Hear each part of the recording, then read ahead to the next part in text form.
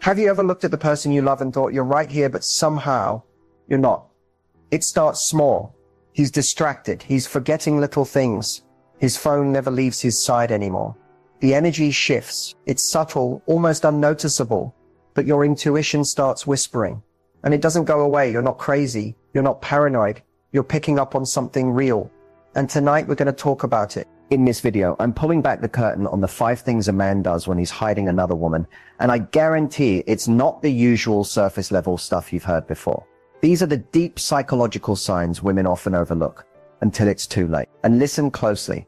This isn't about shaming men or jumping to conclusions. It's about recognizing the patterns, trusting your instincts, and reclaiming your peace before emotional damage takes its toll. Because here's the truth. When a man has someone else in his life, his behavior changes, whether he realizes it or not. And no matter how carefully he tries to hide it, you'll feel it first, long before you see it. So if your gut is screaming, but your heart is holding back, don't scroll away. The signs we're breaking down in this video could be the clarity you've been needing. This could be the conversation that wakes you up, protects you, and sets you free. Let's get into it. Emotional unavailability is one of the first and most painful signs a man might be hiding another woman.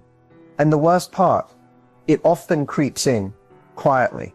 There's no big announcement, no fight, no warning. One day he's present, affectionate, involved, and then something shifts. Suddenly he's distant. His responses get shorter. His eyes stop meeting yours. And even when he's physically next to you, it feels like he's a million miles away. You start noticing he no longer asks how your day was, or if he does, it's robotic. He's not interested in the small details that used to matter. The emotional check-ins, the playful banter, the late-night conversations that made you feel seen. Gone. It's like the emotional thread that once connected you two has started to unravel, and you're the only one trying to tie it back together. But here's the part that hurts. You'll blame yourself at first. You'll wonder if you're being too needy, too emotional, too sensitive. You might even overcompensate, trying to win his attention back, trying to be more patient, more understanding, more easygoing. But the truth is, emotional unavailability is rarely about you. When a man is hiding another woman, he often starts to withdraw emotionally from you because his emotional energy is being redirected. He's compartmentalizing, trying to be 2 different people in 2 different relationships. And in doing that, you get what's left over, the bare minimum. You'll notice he avoids vulnerable conversations. He might shut down when you express your feelings, change the subject, or give generic reassurances like you're overthinking. But if another woman is in the picture, he can't connect with you the same way, because part of him is already somewhere else emotionally. Whether he's catching feelings for her or just distracted by the secrecy, you feel the emotional gap, and it grows wider every day. Another subtle sign? He stops being curious about your inner world. He doesn't ask how you're feeling anymore. Doesn't notice when something's off with you. When a man is emotionally checked in, he's tuned into your energy. When he's hiding someone else, that emotional connection becomes a liability, something he has to distance himself from, because getting too close to you feels like guilt. And it's not always coldness either. Sometimes he becomes oddly polite, overly neutral. He might act nice, but it's distant. He gives just enough so you won't ask too many questions, but not enough for you to feel emotionally safe. So what do you do? First, don't gaslight yourself.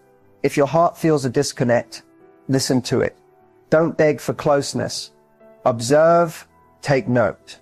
Emotional unavailability isn't always a character flaw. It's often a symptom of emotional dishonesty. And sometimes the truth is, he's already giving pieces of himself to someone else. That's why you feel the freeze. Trust the chill. One of the biggest red flags that often goes unnoticed until it's too late is a sudden change in how he uses his phone. And not just the obvious stuff like hiding messages or deleting calls. We're talking about the small but deliberate shifts in behavior that signal something deeper is happening behind the screen. Maybe he used to leave his phone face up on the table without a second thought, and now it's always face down. That little flip may not seem like much at first, but it's not about protecting the screen. It's about hiding the notifications. He doesn't want you to see who's texting, or worse, what they're saying. Or suddenly, there's a password where there wasn't one before, and if there was always a lock screen, Now he's changed the code and guards it like it holds national secrets. The moment you walk into the room, he flips the screen off or slips the phone into his pocket like it's second nature. He's no longer relaxed with it. He's protective, almost possessive. Then there's the constant need to take his phone everywhere, to the bathroom, to the kitchen, even when it's just the two of you at home. It used to sit on the charger or stay on the couch. Now it moves with him, like an extension of his hand. That's not convenience, it's concealment. And you notice other little things too. A sudden shift in how often he's on his phone when you're around. Either he's on it more than usual, texting with a smile he won't explain, or he's on it less, suspiciously so, like he's trying to act normal. But it feels forced, like he's overcorrecting. The communication patterns change too. Maybe he starts texting less when he's away from you, giving vague updates, or delaying responses with dry excuses like busy or tired. The emotional tone behind his messages dulls. The emojis disappear. The sweet check-ins vanish. You feel the distance even through a screen. What's even more telling is how defensive he gets when you casually mention his phone. You're not accusing him of anything. Maybe you just asked, who were you texting? But instead of a normal response, you get a snappy "why are you always checking on me?" Or worse, complete silence and a vibe shift. That kind of reaction isn't about privacy. It's about guilt. Here's the harsh truth. When there's nothing to hide, there's nothing to protect. But when a man is hiding another woman, the phone becomes his biggest liability and his biggest tool. So his habits shift to protect that secret at all costs. You don't have to go through his phone to know something's up. The change in how he uses it tells you more than any screenshot ever could. If it feels different, it's because it is. The phone doesn't lie. His behavior does. When most people think of cheating or hiding another woman, they expect coldness, distance, and neglect. But here's the twist. Sometimes the man doesn't pull away. He leans in harder. He becomes more affectionate, more attentive, more perfect. And if you're not paying close attention, it might even feel like your relationship is getting better. But what you're really seeing is overcompensation. Suddenly, he's giving you random compliments he never gave before. He's bringing home flowers, planning spontaneous dates, maybe even saying, "I love you" more than usual. On the surface, it seems sweet, romantic, even. But underneath it, there's an unsettling question. Why now? Why is he trying so hard to impress you? Why the sudden flood of affection? Why all the effort to remind you of how he loves you, when nothing specific prompted it?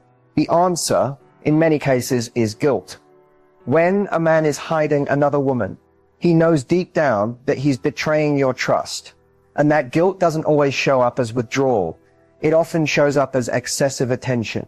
It's a subconscious attempt to ease his conscience, to cover up the growing cracks, to convince you and maybe even himself that he's still the good guy. But here's how you can tell the difference between genuine affection and guilty overcompensation. The timing feels off. The affection isn't built on emotional connection. It's built on distraction. Instead of deepening intimacy, it feels performative. Like he's going through the motion, saying the right things, doing what a good boyfriend is supposed to do. But when you really tune in, you can feel that it's hollow. You'll also notice these gestures are inconsistent. One day he's showering you with attention, and the next he's distant or irritable. It's a cycle of giving and pulling away, because he's not giving from a place of love. He's giving from a place of fear. Fear of getting caught. Fear of you noticing the emotional gap.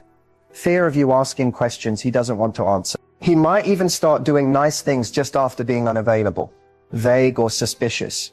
Maybe he ignores your call and then shows up later with your favorite takeout.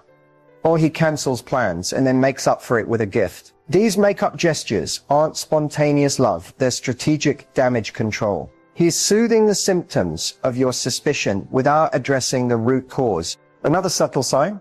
He suddenly becomes very vocal about his loyalty. He'll say things like, "You know I'd never cheat on you, right?"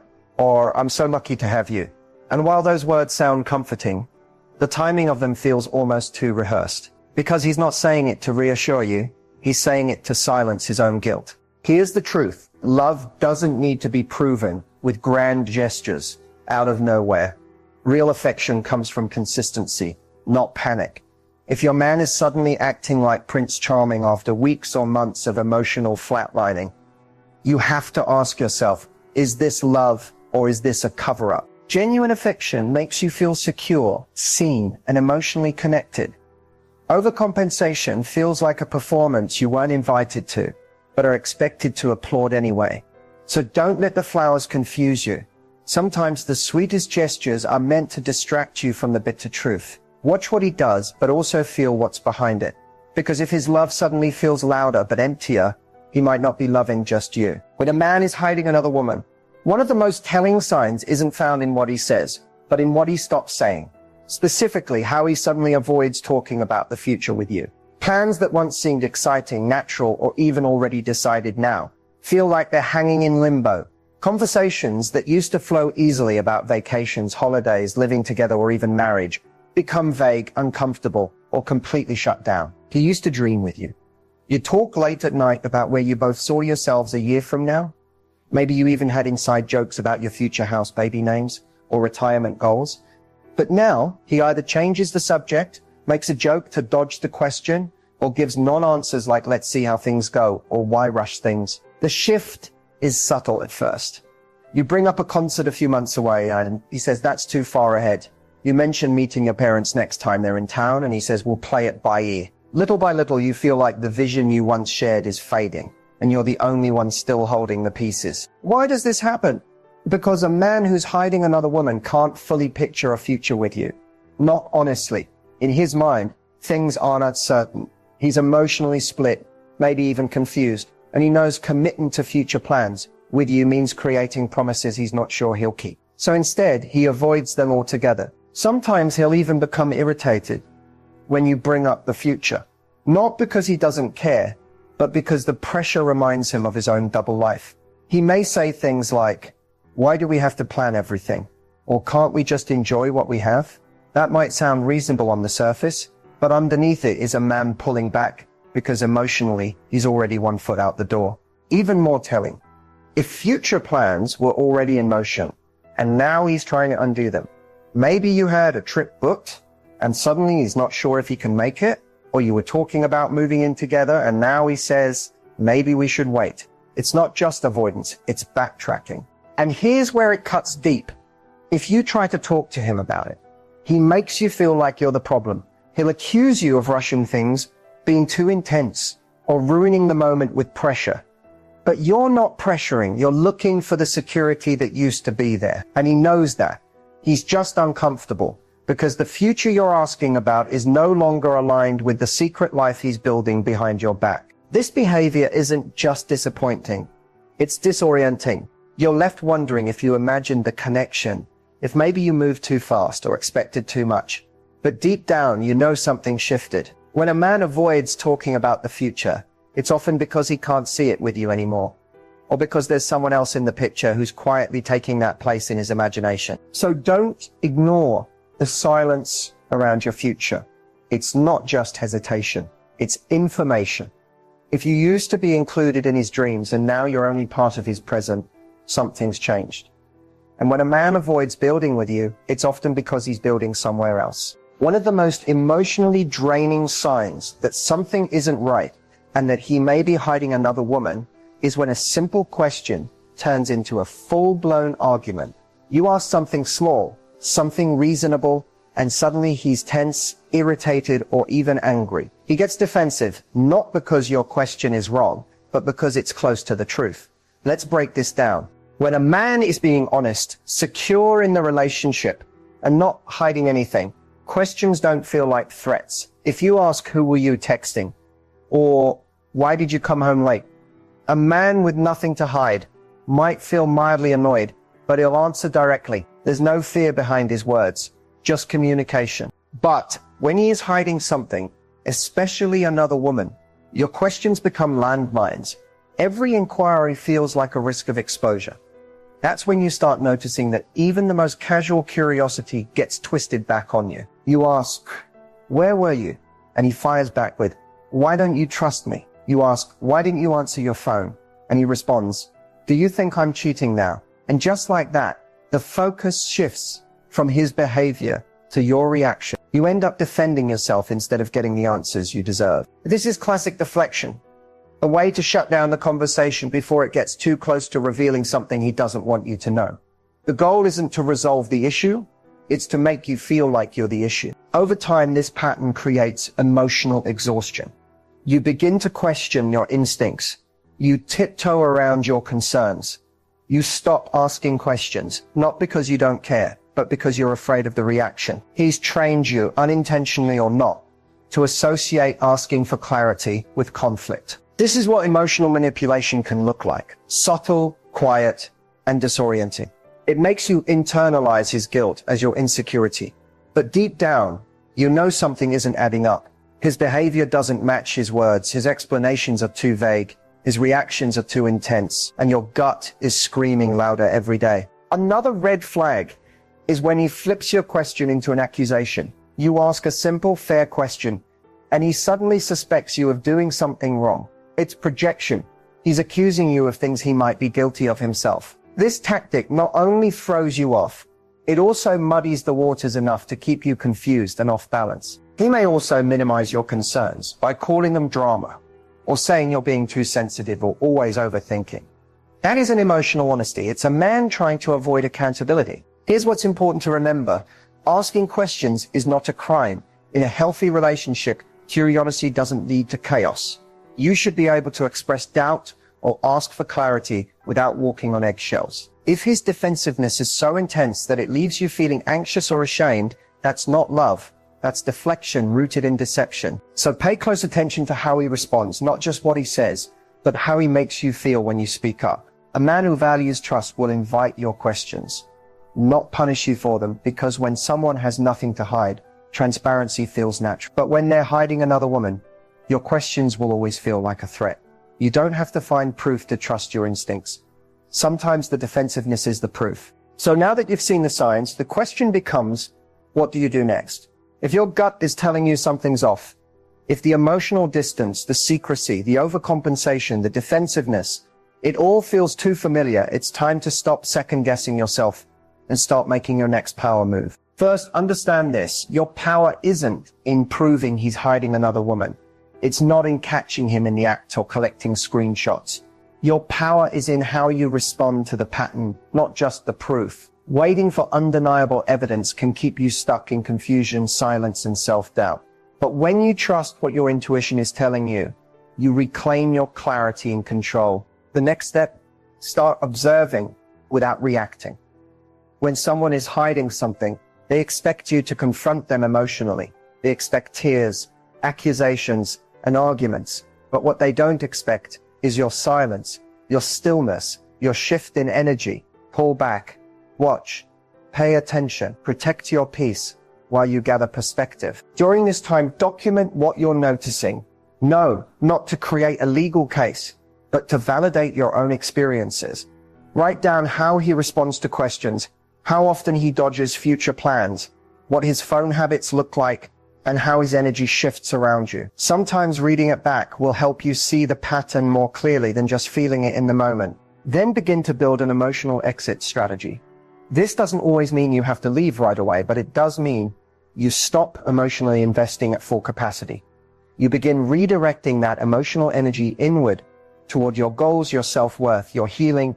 You detach with awareness. That's the beginning of power. Start asking yourself the real questions. Am I being emotionally fed in this relationship, or just emotionally drained? Is this connection making me feel safe and seen, or anxious and unsure? If nothing changed, could I live with this dynamic long term? If the answer keeps coming back as no, then you already know what you need to do. Now, if you decide to confront him, do it from a place of calm, not chaos. You don't need to yell, beg, or explain your worth. Say what you see, say what you feel, and stand firm in your boundary. You don't need a confession to walk away. You don't need closure from someone who's already been emotionally closing the door on you behind your back. And if you're not ready to walk away yet, that's okay too. Strength doesn't always look like leaving immediately. Sometimes it's staying with awareness while you prepare mentally and emotionally for the right moment. But let this be clear. Staying should never mean settling. You are not too emotional. You are not overreacting. You are not asking for too much. You are asking for what's basic: honesty, transparency, consistency, effort. If he's not willing to give that, the issue isn't your standards. It's his inability to rise to them. So your power move isn't about revenge, chasing truth, or trying to fix him. It's about remembering who you are.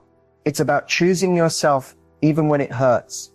And it's about walking away from the confusion so you can walk into clarity. Because at the end of the day, if a man is hiding another woman, he's already shown you where his loyalty stands. Now it's time to show him where yours does, with yourself. If you've made it this far, first take a deep breath. I want you to know something important.